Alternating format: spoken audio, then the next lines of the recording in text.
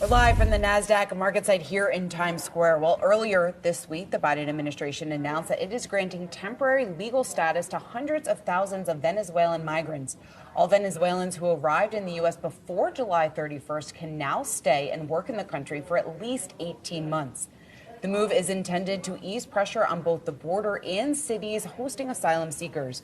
Encounters at the U.S.-Mexico border are on track to hit record highs. Authorities saw more than 142,000 migrants in the first half of September alone. That's according to data from Mexico's president obtained by Reuters.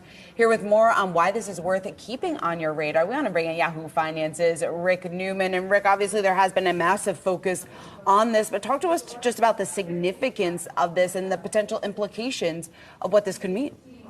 Yeah, this got my attention for a couple of reasons. First of all, Biden is doing something about the migrant problem in the United States. This is a relatively small measure. It's not going to solve the problem of hundreds of thousands of migrants coming across the border with no place to stay. But it does address at least one problem, which is that during the last year or so, we've had a lot of migrants basically piling up in so-called sanctuary cities, which are quite often democratically run cities that do not deport people. And that's happening here in New York, for example, where there are more than 100,000 migrants during the last year who the city's having trouble figuring out where to house them and so forth. And one of the problems, which both the mayor of New York City and the governor of New York State have pointed out, is that it takes forever for people to come here to get a work permit. And you've even had some of the coalition of big businesses, almost 200 big businesses in New York City,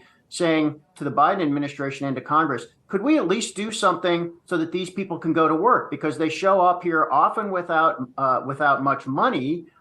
They don't have a place to live, and they cannot work to support themselves until they get a work permit from the federal government, which typically takes a minimum of 6 months, but typically a lot longer than that. So what this Biden measure will do only for recent immigrants from Venezuela is give them protected status, which will allow them to get jobs.